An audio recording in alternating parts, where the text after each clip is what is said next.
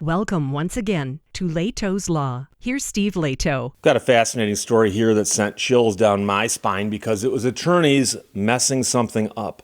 Both Caleb and Mike sent it to me, said, Steve, check this out. From SF Gate happening out there in San Francisco area. Olivia Habert wrote this. Bay Area Sheriff's scandal spills into public view after legal teams filing Blunder. They call it a filing blunder. Explosive documents detailing the effort to oust the San Mateo County Sheriff became public recently, not through a leak, but because her own attorneys filed them unsealed in court. So when you file documents with the court, if the documents become part of the court file, well, the court file is public. So if you want to have things that the court views that aren't public, you can do it. There's a method for doing this and a process. And you can file sealed documents with the court. Now, they might become public later, but that would be perhaps after a judge ordered them to become public. But here the attorneys filed them and just simply failed to file them sealed. So the files that were not sealed include a 59-page investigative report by another law firm. And that includes hundreds of pages of supporting material outlining sweeping allegations of corruption, retaliation, and misuse of power within the sheriff's office.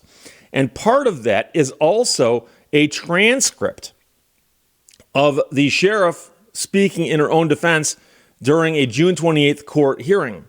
So previously withheld from the public, despite formal records requests, the documents were uploaded to the Superior Court's website after the sheriff's attorneys failed to file them under seal during a hearing last Friday.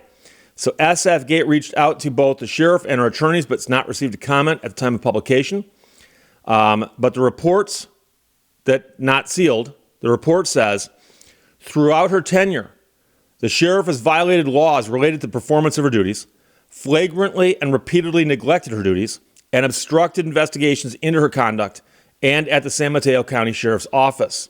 The report ultimately led the San Mateo County Board of Supervisors to unanimously remove her from office last month for cause using a recently passed charter amendment called Measure A.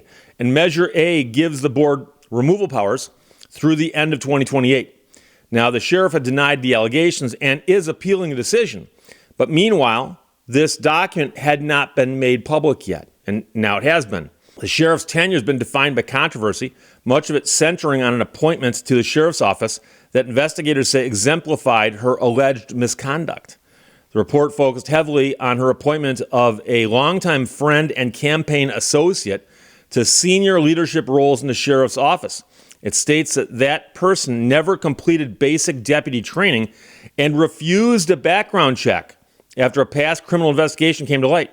Although he was never charged, the report noted that the sheriff tried to promote him despite internal pushback. So the report says he's not qualified to hold the positions to which the sheriff appointed him or any other executive position within the sheriff's office.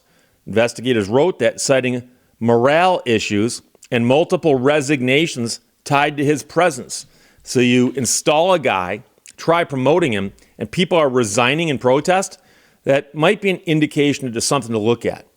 According to the report, the longtime sheriff's office employee, another person, testified that she saw the sheriff and this other person, referring to the person that we were just talking about who wasn't qualified, kissing, and was told by the sheriff that he had gifted her luxury boots and money to buy $12,000 earrings.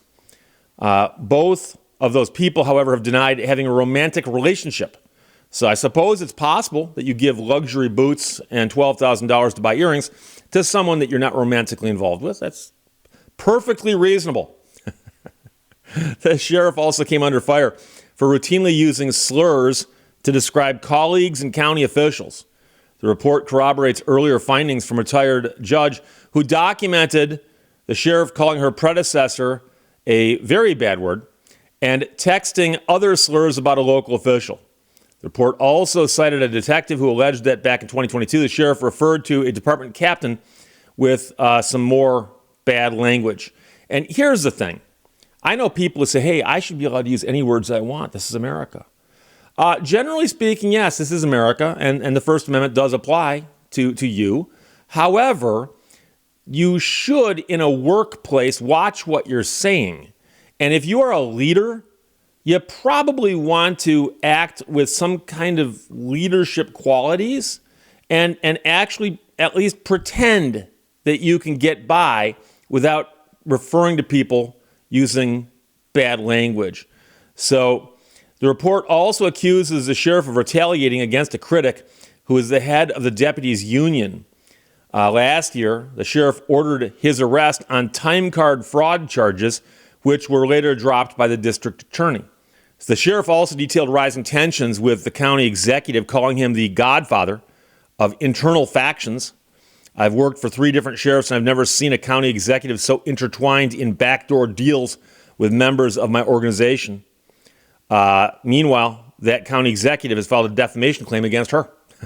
So the sheriff also made pointed accusations against supervisors who are 2 officials assigned to speak publicly on the board's behalf. Now, since the removal vote, the sheriff has formally appealed her removal, allowing her to remain in office. Under Measure A neutral hearing officer must now review the case and provide a recommendation, after which the Board of Supervisors will vote again to finalize its decision. As part of that appeal, her legal team submitted a 4-volume set of documents, but because the filings were not submitted under seal, they were uploaded to the court's public website, making the previously confidential allegations accessible for the first time. Meanwhile, and this is just a little 1-paragraph afterthought, the San Mateo County Civil Grand Jury has issued a 4-count accusation against the sheriff, alleging conflict of interest and retaliation. If convicted in that case, she'd be permanently removed from office. San Mateo County District Attorney confirmed to SF Gate that his team of prosecutors will be handling the trial. Sheriff is scheduled to appear in court on July 15th. So here's the thing. Attorneys are tasked with all kinds of jobs, and I'm an attorney. We speak to clients, and they ask us for advice, and they tell us their stories. And sometimes we have cases that go to trial. They could be civil cases. They could be criminal cases. So it very well could be, like, I'll give you an example. A criminal attorney who's doing criminal defense work might talk to his client and know darn well whether or not his client did it. But his job is to give this person the fairest trial they can get. And so, attorneys do often have the burden of handling extremely confidential and important information about people, with their clients, etc. And so here we've got a situation where there's some extremely sensitive documents. And now a lot of people know the documents exist, but they haven't been released publicly. And people have filed Freedom of Information Act requests for them, and they haven't gotten them yet. And of course, those could be litigated in court, and a judge might order them to be turned over. Or a judge might say we can redact some portions and turn them over, or not turn them over at all because we, for whatever reason, think there's a reason not to do that. But they just made it really easier because attorneys just said, oh, we just filed it with the court, and they forgot to put them under seal. And of course, the horse has left the barn, meaning that if a judge said, oh, you can seal those. Well, it turns out that journalists have got copies of the reports. Copies of the reports are now apparently spreading like wildfire across the internet, to the point where there's some guy sitting in a studio talking about this in Michigan. And I had heard little bits and pieces about this controversy happening out there. And every now and then, actually every single day, I get people sending me stories and saying, check this out, check this out, check this out. And I'll look at the story and go, that's interesting, but I can't do every story that I see. I've got to pick and choose. So I've actually had some stories across my desk and go, that's not quite a story. And it doesn't occur to me to think it's not quite a story yet. It might become a story, but sometimes that's what happens. So I'm pretty sure I've heard some of this scandal going on with the sheriff and the attempts to oust her from office. And I thought, okay, well, that's interesting, but the fact that they're trying to do something, it'll make a better story when it's resolved. Does she win the battle, or do they win the battle? That's probably a better story. However, this right here makes it an even betterer story. And like I said, as an attorney, seeing this happen just causes me to just pause and think about, and I've never accidentally filed anything with the court like this. And most attorneys haven't. And you kind of wonder how it happened. And you would think that attorneys with documents that sensitive about to be filed with the court, somebody would say, by the way, these are being filed under seal, right? Okay, make sure you do that. Didn't happen. So, like I said, it's possible that they would have gotten released anyway further down the road. So it might be that someone can argue no harm, no foul, because if they'd gotten released down the road, what's the difference between then and now? Hard to say if there is one, other than we just get entertained now versus later. But you see, when it happens to someone else, it's funny. When it happens to you, it's tragedy. That's the difference between tragedy and comedy. But so as of right now, the sheriff is fighting for her job. The Board of Supervisors is working to oust her. They're litigating that issue.